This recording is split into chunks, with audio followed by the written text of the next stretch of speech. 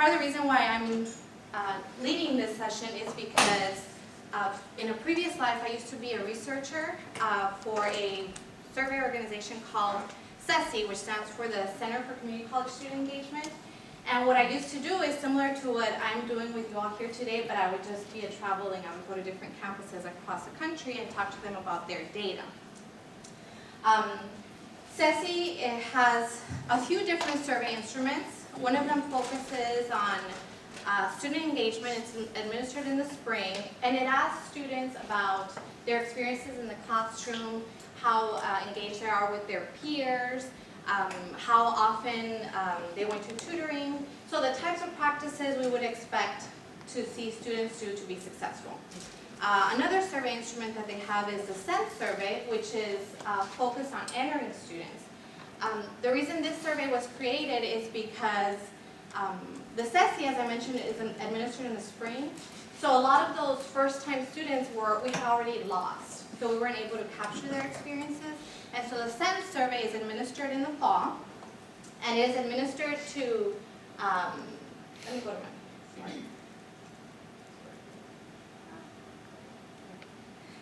The SENSE survey is administered in the fall semester during the 4th and 5th weeks of the fall semester in classes where you would most typically see entering students.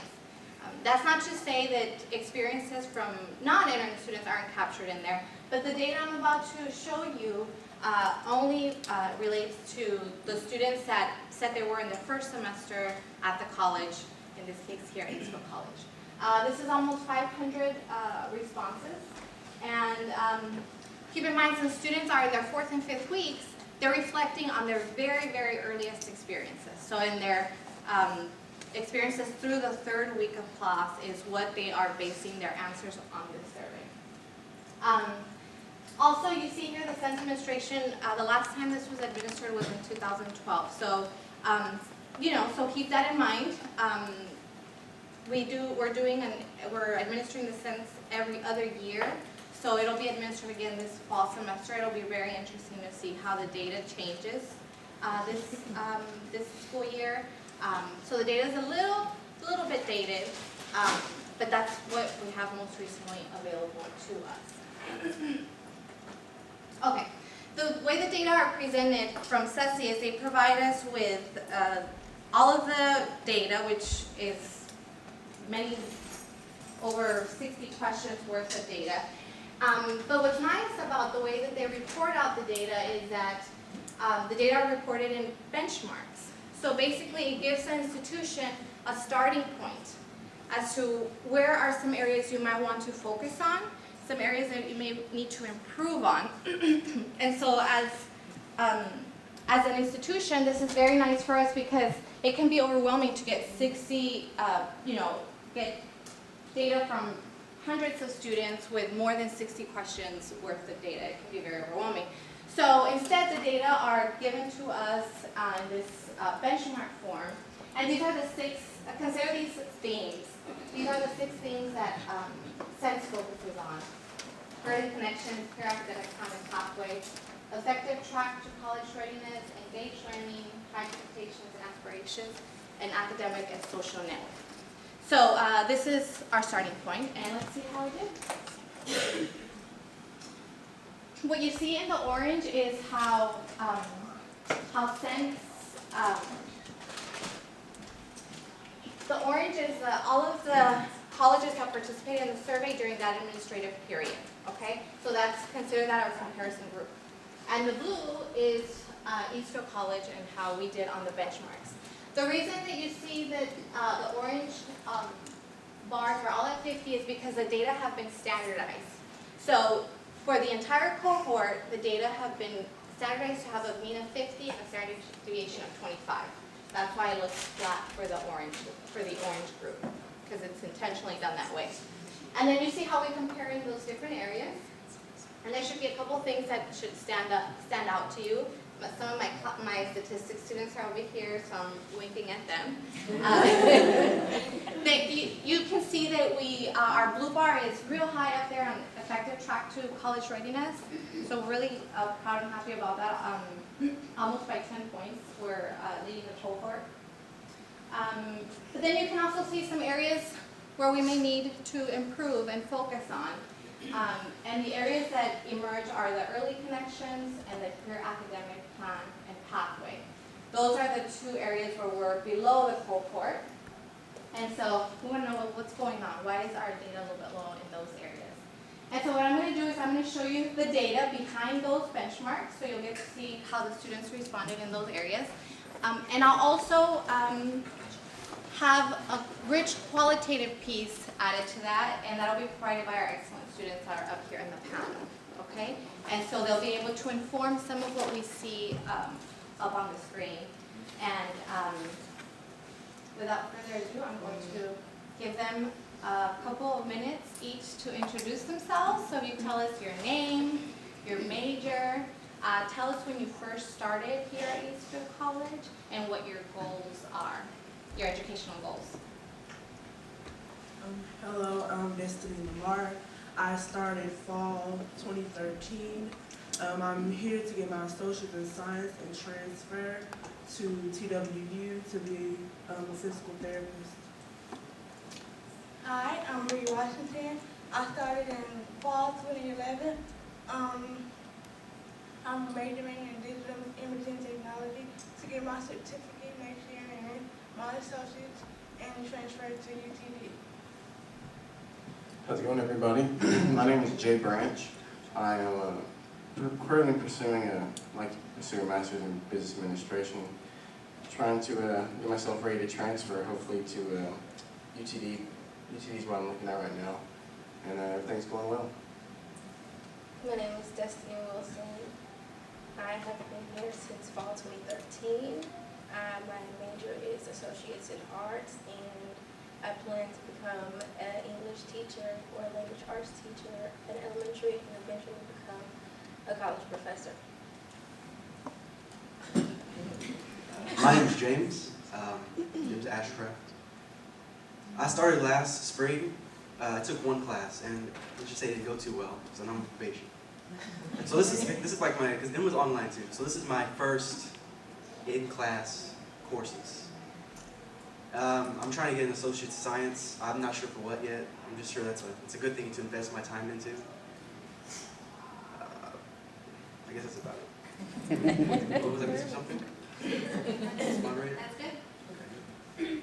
Okay. Good morning. My name is Morelli, and I'm here. I started in fall 2013, and I'm trying to get my associate's in science, and I want to major in neonatal nursing, and I plan to transfer out to either Texas Women University or Texas A&M Corpus Christi. And those are the two top schools for nursing right now, so I'm looking into that. Good morning, everybody. How y'all doing today? My name is Aaron Fields. I started in the fall of 2012. I'm graduating at the end of this semester with my associates in science, and I'm going to transfer to UTD for speech and language pathology. Good morning. My name is Jessica. I started in the spring, just this spring 2014. My major right now is undecided. I really want to take the time to think about it, and I'm probably going to Texas Women University or UTD as well. Excellent. Thank you. Thank you all. So this is a great panel for many reasons, but for our purposes, it's nice that some of them started a few years ago, some of them started more recently, and so when I ask you these questions, keep in mind your very first experiences at the college, okay? And I just have a curious question. Not everyone needs to answer this question, but why did you choose Eastfield College? Aaron, why did you choose Eastfield College? You first, huh? I'll be honest with y'all. Eastfield was probably not my first choice. It might have been like maybe my third or fourth option. Because at first, once I graduated high school, I got accepted to a few universities, but let's be honest, tuition is going to keep going high, and that's a lot of money. After graduating high school, I looked into Eastfield College, and I discovered the Rising Star program. As a matter of fact, we do have one guy by the name of Shane who used to be a Rising Star, but now you're at Richmond, I believe, right? Yeah. Okay. It's good to see you. And he was my advisor, so I'm a little disappointed that he left too. That's good. Okay. after I graduated, he was actually the first person I met, and basically for those of y'all who don't know the Rising Star, it's pretty much a program where you gotta meet a few criteria after you graduate high school, and then once you meet those criteria, they pretty much offer to pay for your books and all that other good stuff.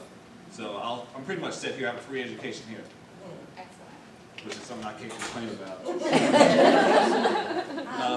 What else were you gonna? No, does anyone have something they'd like to share? Your reasons for choosing Eastfield College, Morelli? I'm actually in the same boat with Aaron. I was originally going to go to Texas A&M Corpus Christi, but unfortunately I was 17 at the time and my father was in Afghanistan, so my legal guardian wasn't here to fill out the forms for me to go out. So my dad told me, just stay here, get your basics done. It's much cheaper. I actually have saved maybe $15,000 just my first year, which is really crazy. So that's one of the reasons why I'm here. It's cheaper and I don't have to pay for food and I'm not a starting job. I chose to go to Eastfield because of the TRIO program. I've been in the TRIO program since I was in the 7th and 8th grade.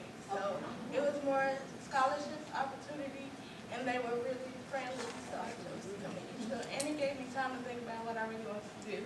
Excellent. Good. Would one more person like to share? Jay? Yeah, so after high school, I took a semester off and just really didn't know what I wanted to do. And I live about 5 minutes away from here, and so I decided one day just to come up here and see if I can get some things figured out. And yeah, I ended up registering now. Here I am. Okay, we're glad you're here. Now let me ask you this question and maybe take a second or two to reflect. Fill in the blank. This college is like a blank. Jessica or Destiny? I'm sorry. No, Destiny, go ahead. Like a student playground, I guess, for learning and activity. How so? What makes it a student playground? Because there's so many opportunities, like a lot of active groups that you can join. You can be employed on campus like I am. But there's a lot of instructors that you can speak to that can help you with different things, like open you up to different opportunities at this school and beyond this school. So, yeah, and there's a lot of nice students too. James? Do you know a word for it? Yeah, This college is like a... well, I don't really have much to compare it to other colleges wise, so I have to just say like a regular thing. I have to say it's forgiving. It's like a forgiving place. Well, that's really good. Okay. Anyone else? Jessica, maybe? Is James hogging the mic? No, there's two. Yeah, we haven't heard from Jessica yet. Do you have a word you could use to fill in the blank? This college is like a... I would like a second home to me. Yeah, I'm not gonna say I'm all here all the time, but I mean I don't hesitate to come here. Like I come here with good attitude. It's just I'm just happy to come here. It's not like it's school. No, it's like yeah, I'm gonna see my teachers. I'm gonna see the people I always see. It's good because like we're the little family. We go to the same classes all the time. We see each other all day, so I like that. Jessica and a couple other of the panelists are part of one of our learning communities here on campus. Would you raise your hand if you've been part of a learning community or a part of a learning community? So, yeah, 5 of you are or have been. Learning communities, most of you, my education colleagues, know what this is, but for those of you that don't, they're a group of students that travel together through their daily, through their classes, and so they really build bonds and become good friends and hopefully engage outside of the classroom, probably more often than they would otherwise if they weren't part of that learning community. Okay, thank you all for your feedback.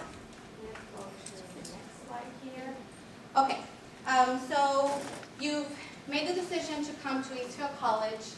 You step out of your car that very first time that you came to Eastfield. Maybe the very first time you came, you just wanted to get some information. Maybe you came and you said, I'm going to register today. But reflect on that very, very first time you stepped around on Eastfield College. Tell me what you were thinking, who you saw, how you felt. Share some of that with us, please. I thought it was gonna be like really complicated.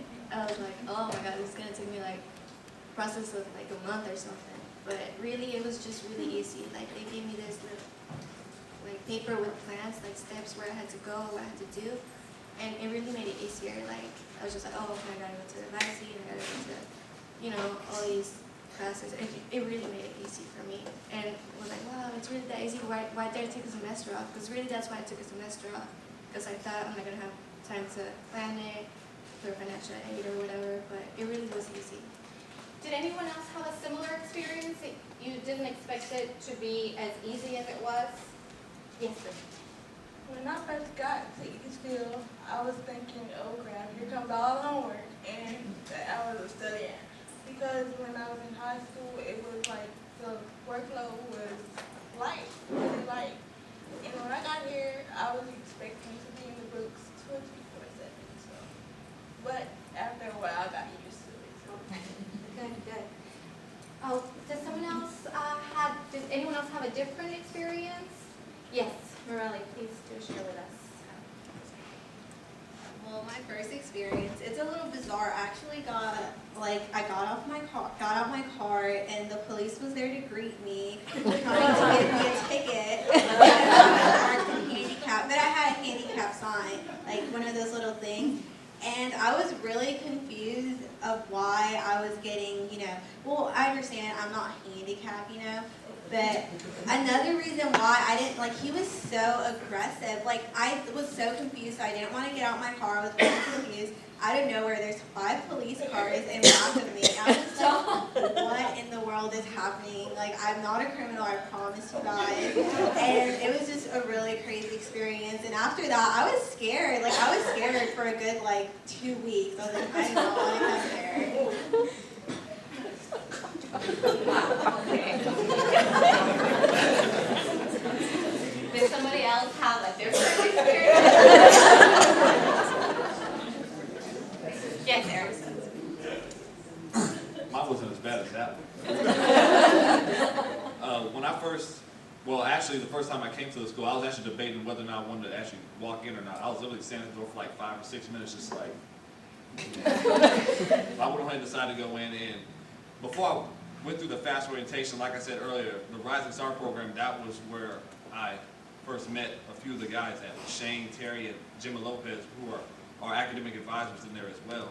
And they were already giving us a few insights about the school and encouraging us to get involved. And that's kind of where it all started right there for me. So when you were standing there deciding whether to walk in or not, what was the single most important factor that made you step in to the door? Well, when I saw all the people just standing looking at me like I was crazy, I decided, okay, let me just go ahead and walk in. Destiny, we haven't heard from you, the other Destiny. Do you have something My to first share? experience with Eastfield was actually through dual credit, and I didn't end up doing it, but it actually left my mind. But I was nervous at first, but once I came in and started doing everything, it was a lot easier because I love to learn and I love school. Once I got over my nervousness, I was ready and determined to get my education because I want to better myself. So I don't have to live paycheck to paycheck all my life. Great, thank you. Thank you. You all had very different experiences. So thank you for sharing those with us. Okay. Now, if you think back on those first few weeks of class and when you first came in to register, who did you meet? Do you recall learning someone's name? Someone that you hadn't previously met before? Do you know if anyone learned your name that early on in your academic studies here at Eastfield College? Yes, Grace. I met Miss Brenda, and then I met Judy and Philip and a couple more people. Where did you meet them? How did you meet them? I met Miss Brenda when I walked in the door. I think it was a mixer where I met Miss Brenda. Okay. And I met Judy at I think the Welcome Back Palooza. Okay. Great. How about you, Jay? Who did you meet? Yeah, so the first time I came up here was for the FAST orientation as well. Okay. And I actually met Kyle Barron. He was the one who got me thinking about this program, and I ended up enrolling. But, so yeah, I met him, and I met another advisor. I can't remember her name, but she helped me. I remember she helped me out a lot with the registration and everything. I wish I remembered her name. Okay. Okay. Anyone else? Do you recall meeting someone new that got to know your name before the end of the first few weeks of the semester? So the person Yes. that I remember from my first visit is Miss Cecilia Flores. She was my advisor. And when I went to meet with her, it was she gave me like tough love, seriously. And she was just like, read a book, Destiny. And I was just like, okay. So it was a good experience. I was afraid, but it was a good experience. And it motivated me to want to stay and achieve everything that I wanted. Anyone else? Yes. I had a little problem with my financial aid, so I was in the financial aid office at least like 3 times a week before school even started, trying to get my FAFSA in. And so now, I really don't remember their names. I wish I did, but I'm really bad with names. But they literally, anytime I see them, like, oh, hi, Marley, oh, hey. Each one of them, like, literally. And then I remember my first class I ever took was with Dr. G. Jay.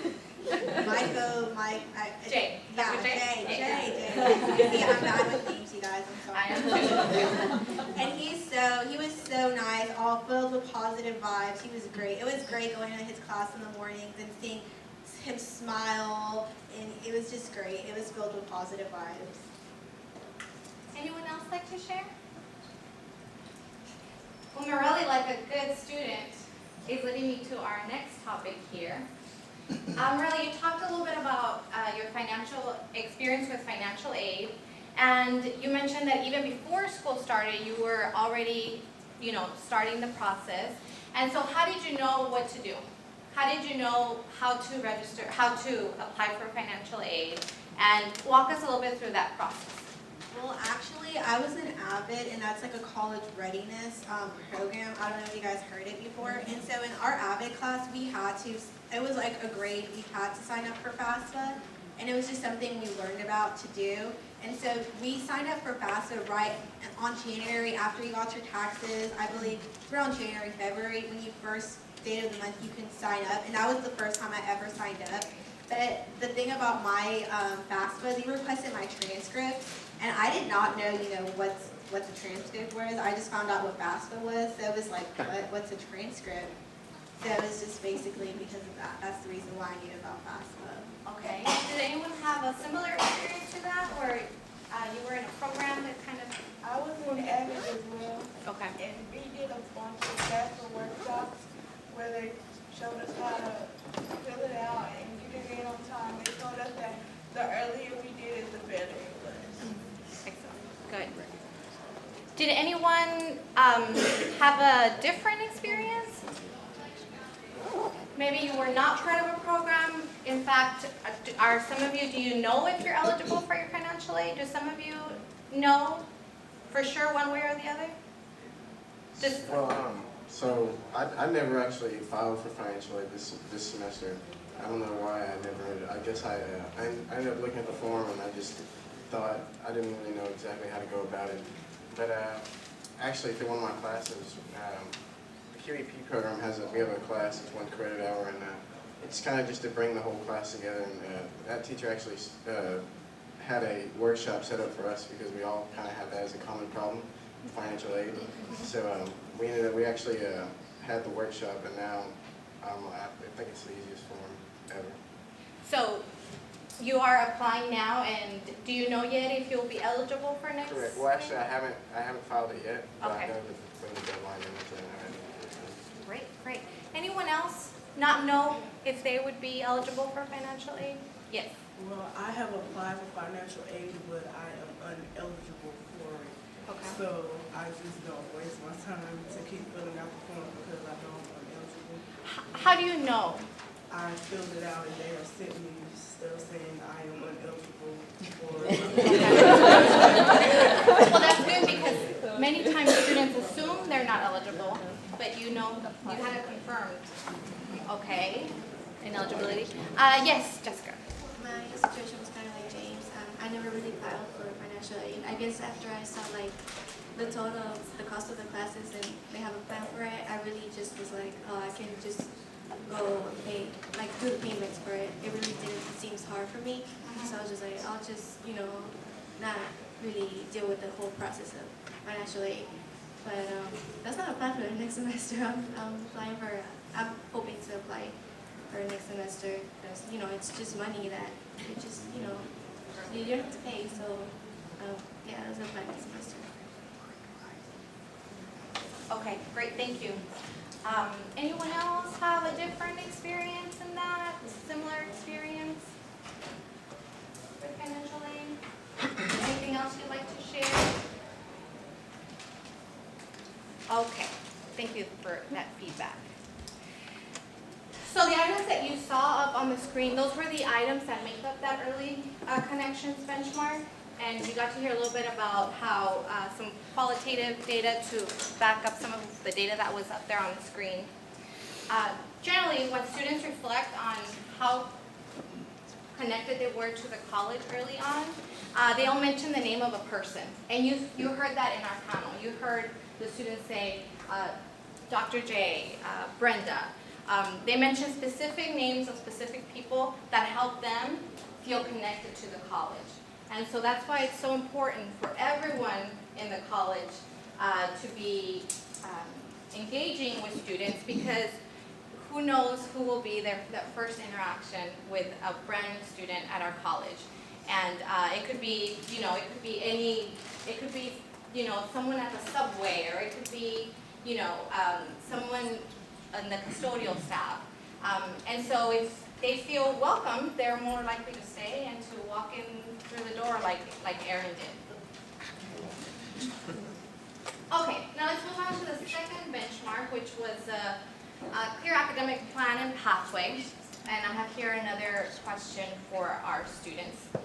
So, reflect back on when you first registered for classes, that very first semester. Did anyone talk to you about what you had going on outside of college, your work commitments, your family commitments, and did they maybe advise you as to how many classes to take because of your commitments outside of school? Yes, when I was in orientation, Kyle Barron, like he helped me. I told him like, okay, I work 40 hours a week, and I'm planning on maybe just taking 2 classes. And he told me about the Learning Community Program. I was like, okay, well that's 3 classes, but now we'll do it together. So I was like, I think I'm gonna feel more comfortable, and I think I can do it. It's just 1 more per class than 2 that I have planned. So he really helped me out with, you know, he's like, okay, well you can take it Monday, Wednesday, and Fridays, and in the mornings you work in the afternoon. So I was like, okay, like it really helped me plan my schedule with work and school. Great. Did anyone else get help from a specific person on how many classes to take based on your outside commitments? Yes, Aaron? Yes, I know I keep going back to the Rising Star, but that's where it all started for me. Shane was actually the guy who helped me out with that whole process, with just telling me on how many classes do I need to take and what are my work hours. And one thing that he did mention to me, I don't know if he remembers, but I don't.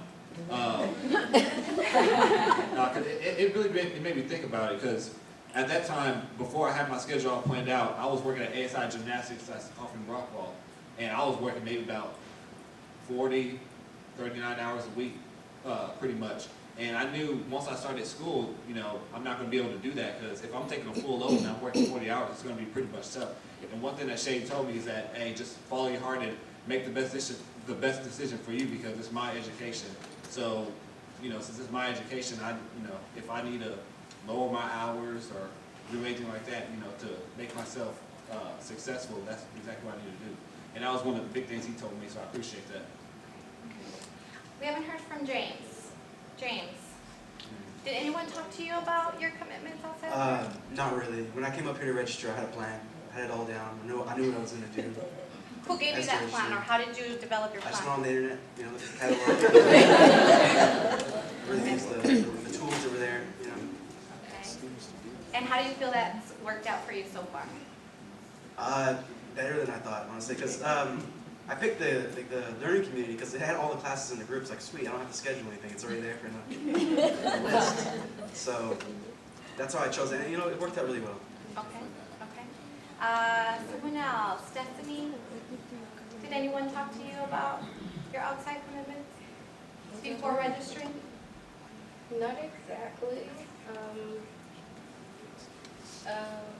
Not really. I didn't really have any commitments because I was thinking about actually waiting a year and just working. But at the time, I was unemployed, but I was looking to eventually work and go to school. So Okay. that was like the beginning of it. Okay. All right. Let me move on here and ask you some other questions. Could you, any of you, talk to us a little bit about who do you go to for help when you have a question about registering, about your classes? Who do you go to? Who's your resource? Yes, Marilla.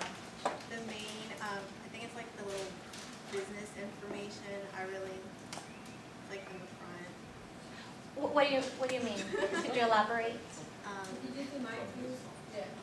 The business office, I guess. The business office? Yeah, the business office, and that's about it. If I want information, if I want to know what classes I'm going to take, I go talk to like a counselor or something like that. I'm like, hey, what classes should I take?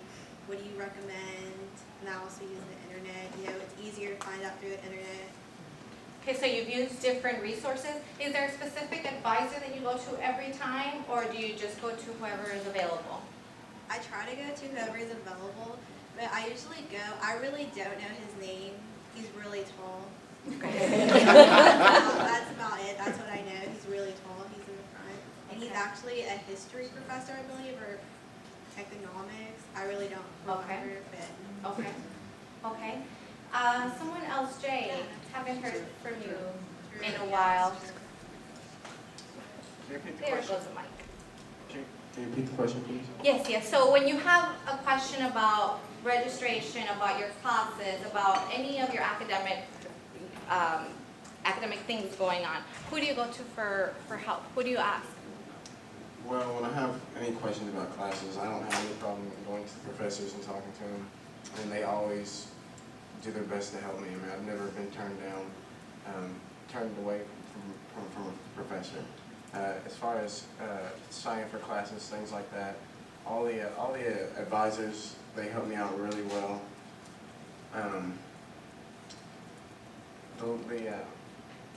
can't remember when I came to register that one day there's like a little desk of 30 people sit, and they help me register up there. It's next to the advising office, but pretty much everybody in the front, if I have any problems, they always help me. Okay. So do you go to a specific advisor every time, or do you just go to see whoever's available? I've only went twice, and they were both different people, whoever was available. Okay. Okay. Somebody else. Who is your source when you have a question? Yes, ma'am. I go to Zoe Smith. She's my trio advisor.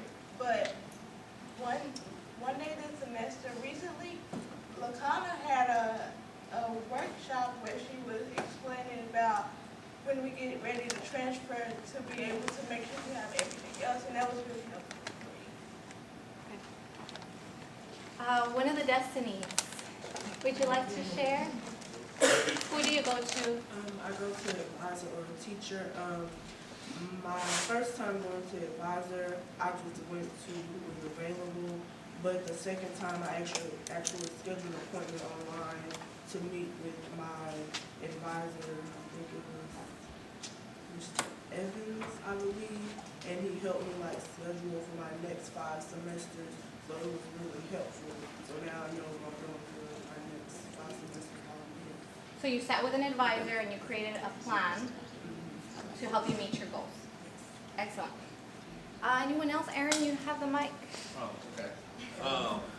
One thing that's really good about all you faculty, y'all actually have a pretty good insight on when it pertains to taking classes and getting registered. So I've spoken to all you guys on a few occasions when it comes to classes. But when it ultimately comes down for me, getting myself registered for classes, again, I'll go to Rising the Star because all I have to do is just go in there and they'll, sign me up. Other than the academic advising where you gotta wait maybe about 15 or 20 minutes. I'll just go on the Rising Stars and be like, hey, Okay, great. Anyone else would like to share? Yes, Destiny? So I actually work in academic advising. So not only the employees help me, but the actual advisors help me at any time that I need. Great, you have an insight that no one else, that not many students have. So that is very great. Thank you for sharing that with us. Generally, when students think about how they're going to meet their academic goals, they do reflect on, what they need to take. They are more likely to succeed if they have a clear path, so that they know where they're going and they know what steps need to be taken to get there. And so that's a really important piece of engagement, is that students have assistance available to them, and preferably, a person or a place that they can go to get help and to get the assistance they need. But also it's really important to have a roadmap so that students know where they're going and how to get there, and that will usually help them meet their academic goal and be more successful. Now, I know that we have a great resource here in front of us, and there are a lot of you faculty, staff here. And so we'd like to open this up for questions that you may have for our students. Anyone have any questions? Yes. For those of you that are transferring, what are the skills and knowledge, what are the valuable lessons that you're going to take with you that Eastfield taught you, that you learned while you were here, and that you're going to take with you when you transfer on? So just over one semester, I know the main skill that I've gained is study skills. I had horrible study skills in high school. I don't think I've ever opened up a textbook. And that's the main thing, is knowing what to expect when you walk into a college classroom, how to conduct yourself, how to speak, and how to be respectful of everybody. Anyone else? To add on to what Jay said, when I leave to go to university, I will study more than 2 hours outside of class. It's a matter of self-discipline, because I like to catch all my shows on TV. So it's a matter of studying before they all come on. So I will take that. Good. Anyone else would like to share? Destiny? For me, it will be knowing how to use my resources and asking questions of my professors if I know I'm struggling, to know how to go to my professor and ask them a question about it so I can be helped, so I can be a better scholarly student. Very good. I think I have another question here from Kat. Hi. I have a question. This is to those of you that are in the learning communities. My first question is, what do you think you've gotten out of, if anything, out of learning communities versus taking these classes singular? And then my second part of that is, will you continue with the learning community? We have 5 learning community students here. Yes. Okay, so with me, it helped with my communication, because I'm on top of my academics, but I'm kind of the person that most of the learning community that are in my specific learning community, they ask me the question, so it motivates me to make sure that I'm on top of mine, and I am unsure if I plan on continuing with the learning community. Okay. Anyone else like to share? Jessica or Jay? You're both in the learning community? What I got out of it, I really feel comfortable with being there. I feel like we're kind of like a little family. Like, we're just so comfortable with each other. We actually know like how each of us work, and like, not that you're weaker or something, but like if you know a certain person works this way, you'll help them. Like, you just know how everybody works, and like if you need help, like if there's a project or something, Like, it's like everybody has their phone numbers and we're just comfortable, we just text each other, you know, because we actually have a class that's like half learning community and half regular people, and you can so see the difference. And you can see the difference, like the learning community people are always like together and like, okay, let's work on this from the other class I love. But the other people are just, you know, just focused on just that class that they're taking right there. So, I mean, I really like it, I really enjoy it. James, I'm curious on your experience because you mentioned the first semester you were not part of the learning community, and this current semester you are. Did I get that right? Yeah. Okay, so how do the experiences compare? Well, I'm more engaged. Well, partly because it's an on-campus course. Before it was online. Yeah, more engaging as well. But I see the object of the learning community is to, you know, make the students make connections with other students and possibly their professors as well. But I mean, that really depends on, you know, the luck of the draw, who you get in your system, in your community. Sure. Because I mean, I found a lot of people, you know, despite there only being like 8 people in my particular learning community, some people still don't, you know, reach out to you, or you know, I mean, I guess you can reach out to them. You get the idea. I can see how, in some situations, it functions a lot like a regular class instead of like a learning community where everybody's just solidary. Okay. Are you considering continuing with the learning community? Yeah, I think I will. I mean, despite, you know, maybe not the most interaction between the students, it's still nice having, you know, a lot of personal time with the professor. Okay. Good. Destiny or Jay, you're also part of the learning community? Anything you'd like to share? Yeah, I felt like we were, like Jessica said, we were kind of like a little family as well. The thing about our learning community, me, James, and Destiny, is that we started out with, I think, around 15 students, and now it's down to 8. And that was the only factor that was, I was trying to decide whether I wanted to do this next year or not, because I kind of did want more students in my classrooms, you know. Let me ask you, did you start last semester or you started this semester This as semester. a learning community? This Okay. semester. Okay, so there are only 8 students left because what's happened to the rest? The rest have dropped. They stopped Okay. coming. We don't know what happened to them. Okay. But as for the ones that are here, though, we're actually really like tight knit. We all keep looking on each other, you know. And I mean, I wish everybody else would have stayed. They probably would have got the same. Okay.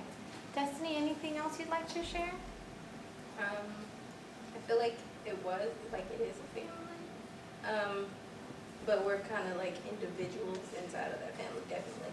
I feel like we could be a lot closer, we could be more proactive together, but I believe we all are just looking at each other as individuals still, but I believe if we just come together more and be more active together, then it could be definitely more successful for everyone. Thank you. Very, very interesting feedback. Some more questions for our student panel from the audience? Yes. I'm curious what your favorite thing or activity or event has been on campus and how that's connected you to your bigger picture for your education.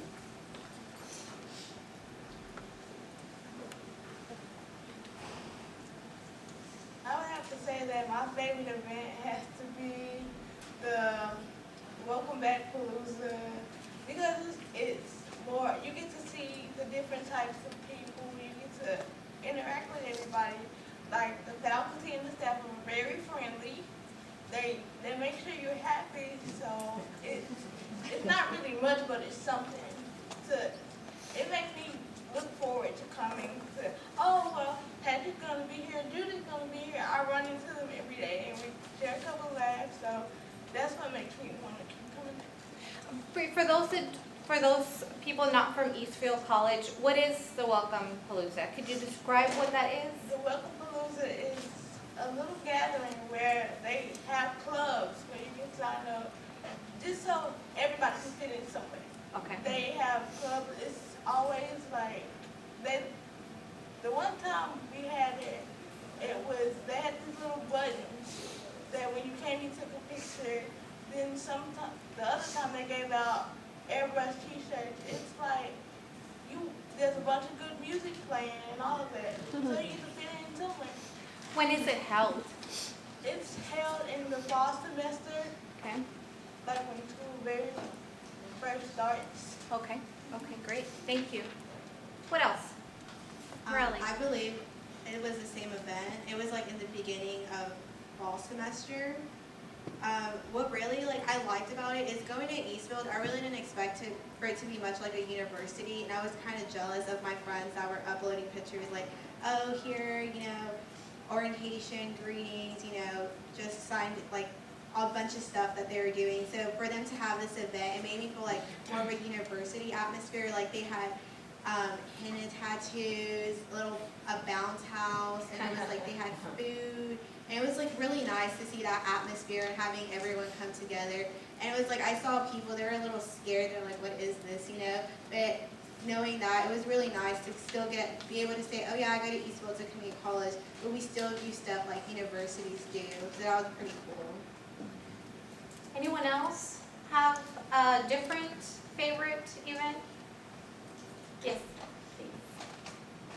For me, there were several events, but if I had to choose one, it was probably, there was a conference that was held at Texas A&M, January 16th to the 19th. And I'm the president of the Men's Empowerment Coalition. That's the conference that we went to. And for the most part, it just changed my whole outlook on life. And also, the conference was really just about empowering our students and motivating them to become more academically involved and just have them become more successful, not just in their academic life, but their professional life as well. How did you learn about this? About this conference? Well, I really learned about the conference because I decided to join the Men's Empowerment Coalition, and we've done a lot of things for the community and for the campus as well. Okay. And we're just trying to figure out what will be the next step for us as far as like a social event that we can attend to. Okay. And then Texas A&M reached out to me and also Professor Brazil, letting us know that there's going to be a conference held on that day. Okay. And they were just telling us the logistics, so all the things that are going to be taking place and all the things that we're going to do. And I just saw it as a good opportunity for all of us to go to it, so that's how I found out about it. Great. Some other experience that y'all might want to share, Destiny? What was the question again? What is the most favorite event that you've been a part of here at Eastfield College? I would have to say during peak registration. Mm-hmm. I was actively helping students register for classes and everything, and I really enjoyed that. Okay. Anyone else? No one else? How about another question from the audience? Yes. I'd like to know how you chose your major, and for the young lady on the end who is undecided, what help could we give you to choose a major?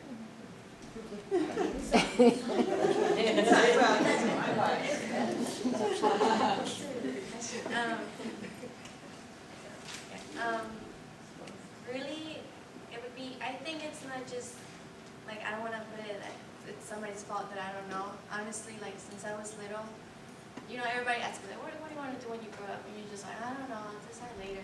And it gets to the point that you graduate high school and you're like, oh, crap, I don't know yet. And that was me. And it was just like, man, I'm in college, but it's good to know that I can get my basics done and still think about it. Right. But while I'm at that time, I think it would be good to, I don't know, it's just, I wish in high school they would have given you not classes about things that you don't need to know. There's these classes that you're just like, what am I going to use this class for later on? And then you're just like, I wish in high school they would have had a class where they introduce you about medical field. You don't like it, okay, choose something else. Introduce you to just different fields and get the feel of it, maybe go to field trips or something. But here in college, I think there's something called student life or something like that, that I'm really, I don't know why I haven't gone to it, but I really want to go to it because they say that's what I'm kind of looking for, an introduction to fields and stuff. And I think that's something great that you guys provide for us. It's just me that I haven't been to it. But I think that's great. I think that's a great resource. Okay, how about anyone else share with us how you chose, what your major is? how you chose your major? I'm very blessed, but my family, they're both in like, they've majored in different things. Like my grandmother is a registered nurse, and most of my family is in education. And I got a little bit of the yeast of each thing, and I realized like what my passion really was as I was really, really young, was I wanted to become a nurse, because not just because, you know, they pay well, but it's just what you do. Being able to be like, I helped somebody and I saved somebody's life, and I gave this person the opportunity to becoming somebody great, or just even the opportunity of giving somebody life. That's why I want to become a neonatal nurse, because preemie babies, usually when they're born, they have to be in an incubator for months or weeks, and sometimes they don't, you know, they sometimes die, unfortunately. So being able to be there, fighting with them, fighting for their life, I think that's a beautiful experience, and that's what I want to be able to take part of, and helping, you know, bring a family closer and helping out. Great, somebody else like to share? I chose my major because when I was in middle school, I always had a knack for art, being creative. And I've done just about everything from music to instruments to vocally to just about everything. So at the age of 14, I decided, oh, well, I want to go and be a professional graphic designer. So I chose a major just by what I like to do, because at the end of the day, I don't want to just have a job. I want to have a career, what I enjoy. Is anyone else undecided? I mean, you just go, yes, James. Why and how can we help you decide? I hate to say it like this, but I wouldn't necessarily say that you guys can do that much about it.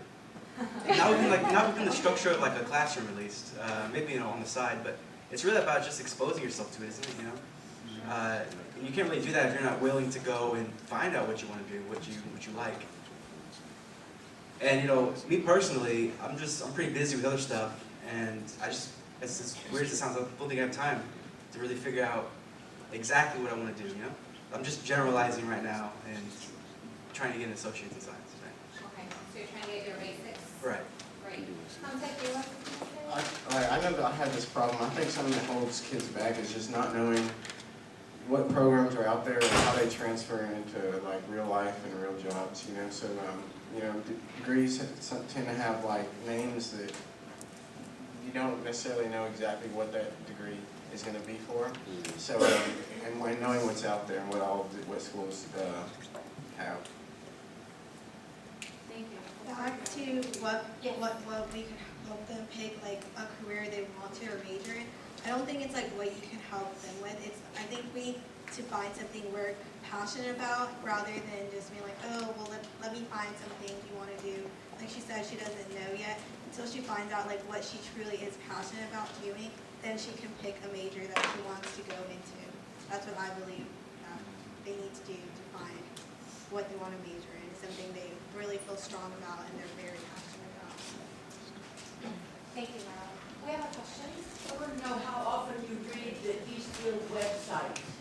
How many of you have actually read the college catalog, which is in the ESC website? And do you get your information through eConnect, through friends, through signs in the pit? Do you read etc.? I want to know how you deal with our local media. Anyone like to comment on that? I use the website at least daily. I mean, it's an invaluable tool. I get all, because I like to do things by myself, and that gives me all the tools I need to do, whether it's registering, although technically I can't register myself on probation, but I get to do everything except for push submit. And you know, most of our coursework's online as well, so that helps as well. I'm really computer oriented. Okay. So you would say at least once a day. Yeah, at least. Okay. Someone else? I use eConnect for managing my degree to make sure I'm on track. I use eCampus to check grades, of course. I use the Facebook page for BSM to know when Bible study is. I use, what else do I use? Oh, I was just on the school website to find out scholarships for the upcoming ways I could kind of tweak the website just in case I got the chance to redesign it. So I'm on the computer 24/7 to see what's happening at school. Like on the Eastfield website, they have the banner for summer registration and all that. So just in case I have any high school friends who think that they want to come to Eastfield, I can keep them updated. Well, this is happening this day. Just be ready to go for it and just go. Okay. Someone else? For me, I don't use the website that often, but I do glance. But in the learning community, Professor Kyle, he makes posts because it's kind of like a requirement for us to attend certain things, so we have to write about it. So that's when things are going on. That's basically how I know what is going on outside of when I'm walking around on campus. I see like different flyers or posters posted around, but it's through Professor Kyle that I see the different events or whether I want to attend them or not. Okay. Okay, and Professor Kyle is from your learning community? Is a professor in your learning community? Yes, Aaron? Sometimes, no matter how much I try to avoid it, either way I'm going to find out about something anyway. I do get a lot of emails from my professors, a lot from my friends. I do go to the Eastfield Facebook page and the website a couple times a week. I definitely go to the eConnect website because I'm a work study student. I have to fill out my timesheet to get money. I mean, I spend a lot of time on that one as well. Anyone else have anything else to share with us? How about another question? Yes, Dr. Ray. You wanna go for it? Okay. Okay, my question relies, at what point did you understand your degree plan? Did you already understand what a degree plan before registering for college? If so, or if not, tell us, when did you understand what a degree plan entails and what point did the light come on that these courses I must take? So you raise your hand and say, to let us know if you understand what a degree plan is. Okay, we all understand what a degree plan is? Okay, and so would someone like to share when you learned? So what I kind About of want to know, when did you learn how to use it or understand it? When or how? Well, I've been here for a long time. So recently, I was looking at my degree plan and I sat down with one of my friends who works in advising. And I was like, so let's make sure this is how many classes I need to graduate. And she was like, because when I first got here, all I saw was a bunch of information about classes. And I was like, I really don't know how to read this. But thank God for the legend at the top that shows you what it actually means. Because it helps to know that you're not just taking classes, you know exactly where you're headed and what degree you're going to get. So, Okay, yes? I'd say I really understood the degree plan like about 4 days ago. Because at first I saw it. I mean, I knew that's what I need to, what I need to do was on that list. But I figured there's so much on there. Whatever I take, it's just chipping away. There's no reason to really understand what's on there completely. But when I started doing registering for May and summer semester, I realized, wow, it's really not long. I need to plan this out, properly rather than just, okay, well, hey, that's a class I need to take. I've started utilizing degree plans just recently when I started thinking about transferring. I started thinking about what classes do I really need. If I start looking at Eastfield degree plan, it might be classes on there that I don't actually need. So I started looking at my degree plan for the colleges I'm looking at. So I just recently started using degree plans and basing what classes I'm going to take on that. Okay. Okay, great. Sure. So, answering that question, what advice can you give professionals? What can we do better to get you to understand what you now understand about the degree plan when you first get grad? I think what you guys can do is, for example, if you want to go into the nursing field or educational field, say there in the plan, there's a lot of classes you can take, but maybe go into like saying, okay, well, you need biology 2,301, not 1,401. It would be a waste of time because it's not going to transfer. Stuff like that, like, hey, you know what, you need education, and I know you want to take intro, but intro is not going to transfer out, and they're not looking for that when you transfer to UTD, and it's not going to count, and you're going to have to retake it and spend more money on there. So rather to be more informed, maybe not exactly informed, but like know a little bit of it and be like, well, you know what, don't waste your time, little Bobby, and waste your money, you know, just take this class because this class is going to work. Okay, okay. Could I answer directly to that? Your name is Morelli? Yes, ma'am. It's a beautiful name. Thank you. Here's the problem, though, with what you're saying. Frequently, intro will not transfer, but it is the prerequisite for the course that you actually need. Therefore, you can't take the course that you want to take without having a base of knowledge. And then you have to, and we have such trouble with students wanting to skip. They come in and say, I want to take basics, but then they're not willing to take the introductory courses, which will give you the basis for your next level. And, you know, and that's a very valuable point. I think that it's something that our students clearly don't know, so we can make that point much clearer to them early on so they're not feeling like maybe they will be wasting their time, even though we know they're not wasting their time, but how do we get that information out to them to ensure that they're aware of this? Did you have another comment? Or, yes, Aaron? Actually, I've already seen some of y'all already do it. I just suggest y'all keep doing it. One thing that y'all have done is to just make sure that y'all keep the students updated on the degree plan. Because let's be honest, the degree plan is always changing every year. And I'll give you a prime example. When I was taking, and luckily I was able to take the right course before it changed. It was the government. It used to be 2301, 2302, now it's 2305, 2306. And that was the two courses I needed in order to transfer to UTD. I was almost about to take the other two courses. But I couldn't remember, it was either you, Terry, or Jim. It was one of y'all that told me, that, hey, make sure you take government 2305, 2306. So that's one thing you guys are doing a good job of doing. Just make sure y'all just keep the students updated, or encourage them to stay updated on the degree plan, because they change very often. Okay, okay, good. Someone else? No one else has anything to share? Dr. Day, have a question? Yes, I have a question. We are always looking for new ideas to engage better our students. So, if you were a professor, if you were a mentor, an advisor, the director of student life,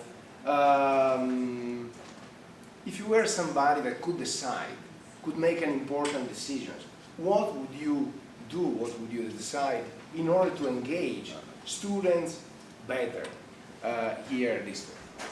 You all share all sorts of experience that you guys are doing this, you guys are doing that, and but what would you do new, an innovative kind of idea, an innovative kind of approach?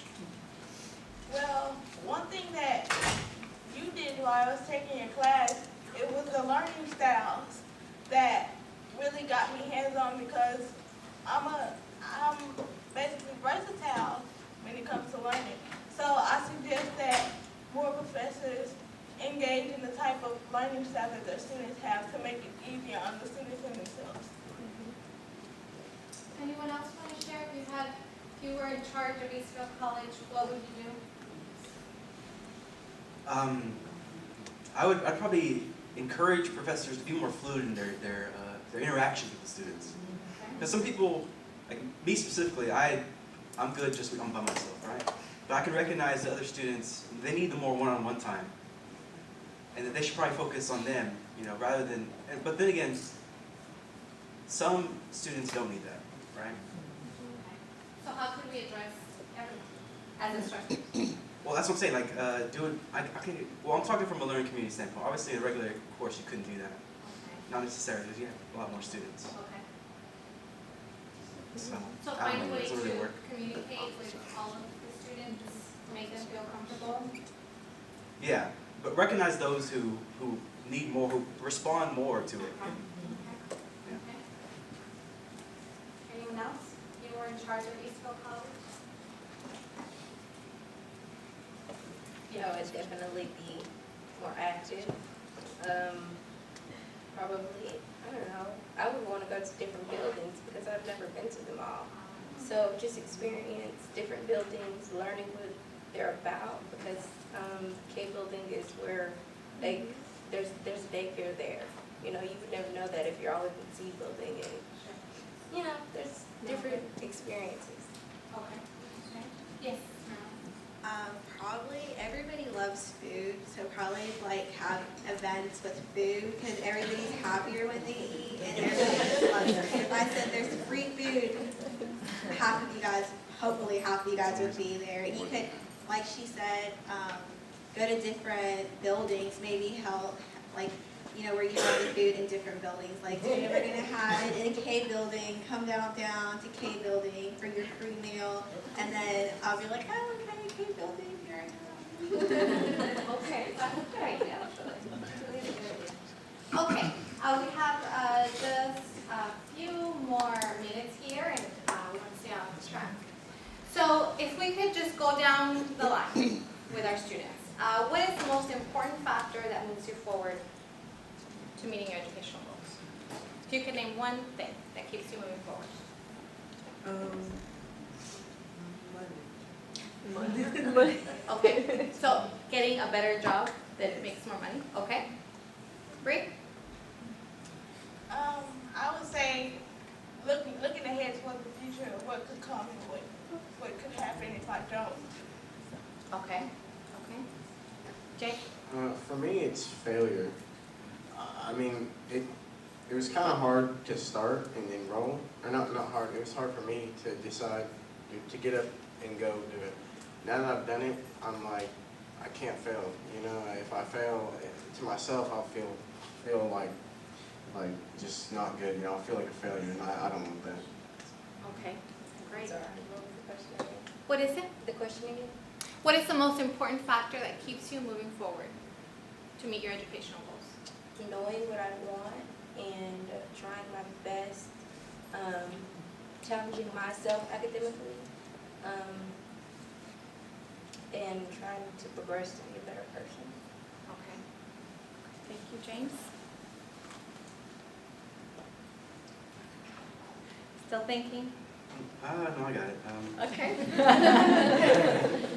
I have to say that it's fear. Fear that I'm gonna waste my life. Okay. More specifically, that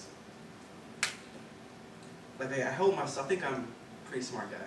It's a little elitist, I suppose, but I always wanted to do something great since I was little. Okay. But I mean, now that I'm getting older, it's like, wow, that's a lot of work. You know, maybe I can't do that. You know, maybe I can't do something that changes the world.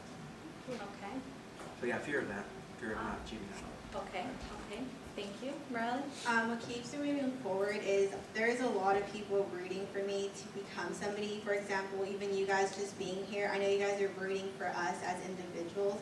So knowing at the end of the day, there's always people rooting for me, and in honesty, knowing that one day I will make a difference and setting an example, not just for my family, but for the young generation to know that we do have hope, and you know, just keep on going to school, because nowadays you need a degree to get a job, and just keep on moving forward. Great. Thank you.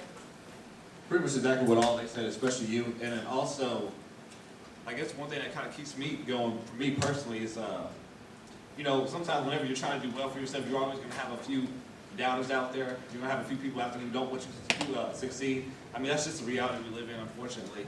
I don't really engage and get involved in that, but sometimes when I just hear stuff about it, it's just like, oh, okay, I'll see what I can do. Absolutely wrong, right? Okay. Definitely. I think there really is three parts to it. Would be probably like self-satisfaction.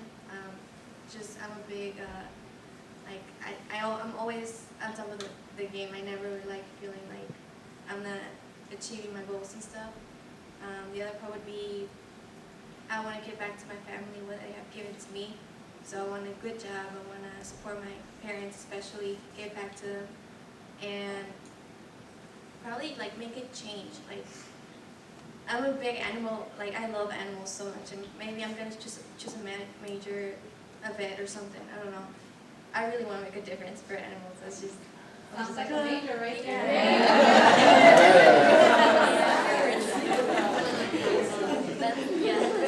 We should come out with it. Okay. One last question, and we'll go back around. One last question. So your best friend, your brother, or your sister, they're going to start at Eastfield College next semester in the fall. What advice would you give them? Consider what you would tell your best friend or a sibling about Eastfield College and what they would need to do. To go to events, like, just get to know the staff, because they're your number one resource. Like, they will help you. They won't turn you down at all. Like, don't feel shy to just ask questions. Like, anybody that's walking in the hall, just ask. They will, if they don't know the answer, they'll find a way to help you. So just don't be shy about asking any doubts and questions you have. Aaron? I will tell them to stay on top of it on their grades, and also get involved and surround yourself with good people. When I say good people, not just the students, but I'm talking about each and every one of you faculty members up here too, because you guys do put in a lot of work for us, and we do appreciate that. And also, you guys open up a lot of doors for us, because you guys are part of the reason why I did get accepted to UTD. And you know, at first, with me just getting involved in a few clubs, I thought that was just about it. But now, you know, I'm doing projects for D's, and I'm doing fast orientations for all you guys. And to me, it's just a blessing. And I also see myself on the Eastfield Facebook page too, but there's also a video of me on that page where I'm dancing. Just don't watch that. Good to know, okay. Yeah, it's a bad sight. But again, I do appreciate all the things you guys have done for us, and you know, just because of y'all, now I'm able to fill up my resume. It's like 3 or 4 pages long now too. So thank y'all. Great, thank you, Erin. Morelli, what advice would you give your best friend or your brother or sister? I most definitely probably would tell my sister not to use a handicap plate. I learned my lesson there, that is for sure. And another thing I would probably tell her is to, make the best out of everything. Every experience you ever have in life, it's what you make it, either positive or negative. So just do everything. Try to make new friends. I can honestly say I made my best friend here, and we're actually planning to transfer out to wherever we want to transfer out. We both want to major in nursing. So I would just tell her, make the best of your experience. Even though this is community college, you still have to dedicate yourself. Don't just say, well, it's community college, whatever. So just keep on going. Your grades do matter, and just stay positive. Thank you. Great. James? I would say don't get overconfident. The professor has described college life as a wave. It comes in waves. And that was a problem I had, because at the beginning, it's super easy, one assignment here, one assignment there. Basically, could not even go to school. But then it hits you, and I was completely unprepared for that as, first year, pretty much. And I would just try to prepare them for that, say, be prepared, it's going to hit you, and just don't be too overconfident. Good advice. Yes, Destiny. Okay, I would recommend to my siblings to take advantage of all resources on campus. Be like, do what Dad says. Let your mind be a sponge and absorb everything, your surroundings, the knowledge. Yes. I would say keep school your #1 priority, because it's easy to not, and also part of that is joining clubs and things like that, because the more you're engaged, the more it doesn't slip away. It's easy just to kind of, when it doesn't become your main priority, it'll easily just slip away. Yes. What I would say to my siblings is, I would say, the only difference between you and the next person is your will to expand your mind. Stay open-minded and stay motivated, because when you feel like you've done just enough, I feel like you should go harder. So. Excellent. Good. Mine is all theirs in a nutshell, but also to show up to class and be the best you can be, and like you said, don't let it slip away, and to listen and take the advice given to you, because time flies and it can easily move away, and you're still here like, oh, 5 years has passed by, and I'm still struggling here and there. But just to do it and to focus. Good, thank you. Thank you all very much. You're a very insightful panel, and we want to thank you.